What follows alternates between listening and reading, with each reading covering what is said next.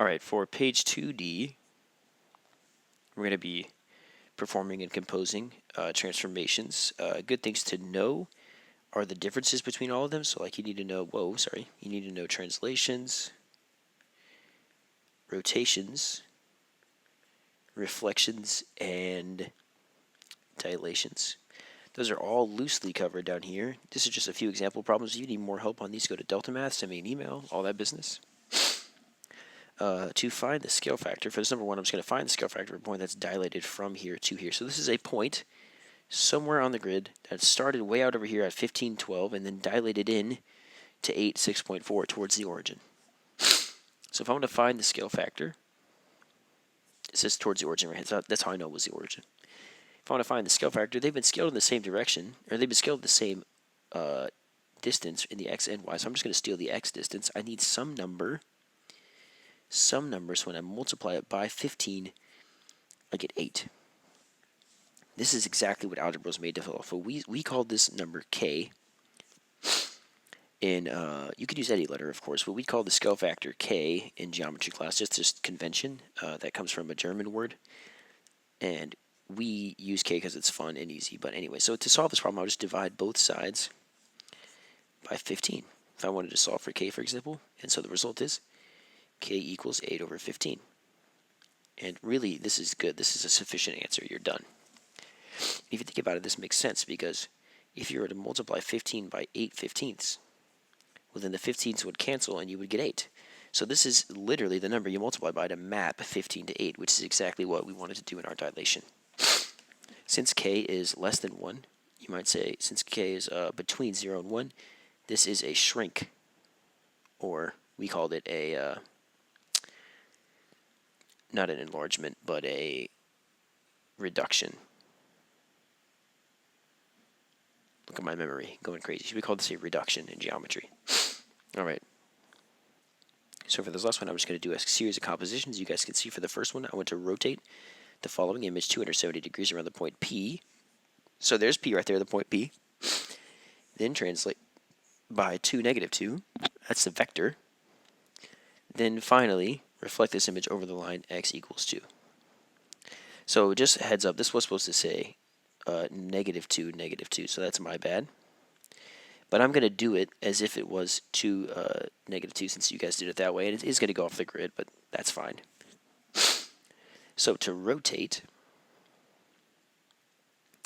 this guy 270 degrees around the origin, 270-degree rotation, in math, a positive rotation is counterclockwise, but that's the same as a 90-degree, -90-degree, or clockwise rotation. So I'm going to rotate that way instead. That seems a little bit easier to me. So P, since I'm rotating around P, P won't move. P prime is right there. It stays there. All right, this point, if I want to move, so maybe I'll do my rotation in blue. If I wanted to go, I have to go 1, 2, 3, 4, 5 to the left of P. Rotated up 90 degrees, that would be 1, 2, 3, 4, 5 up from P, which is about here somewhere. All right, and these points aren't labeled, so I'm just going to leave them unlabeled, but you know, if you wanted to, you could. This next point over here, I see that it's 1, 2 down, and then 1, 2, 3, 4, 5, 6, 7 points to the left. So 2 down, and then 7 to the left, so that would be 2 left, and then 7 up, which is right here. So here's my first few segments. Oh, sorry, I don't know why I drew that line in there. My bad. Go back, please. Undo. Undo. Okay, there it goes.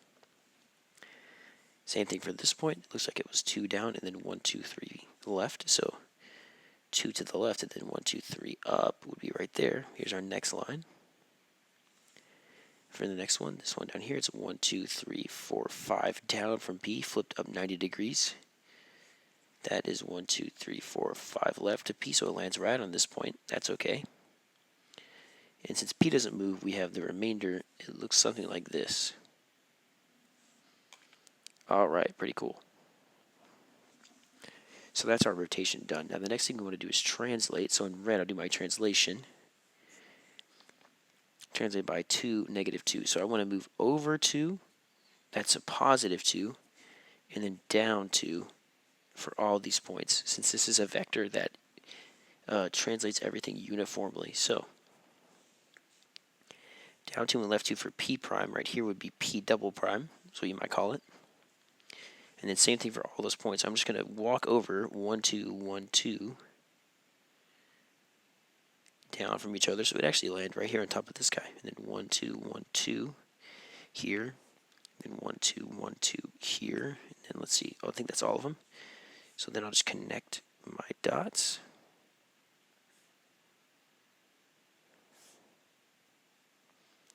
Looks okay. Oops, bad line. Alright, pretty sweet. There's my translation. Now I want to reflect in orange. I'll do the reflection over the line x equals 2. Sorry, I'm losing my voice, guys. I'm so sick. Over x equals 2, so x equals 2 here.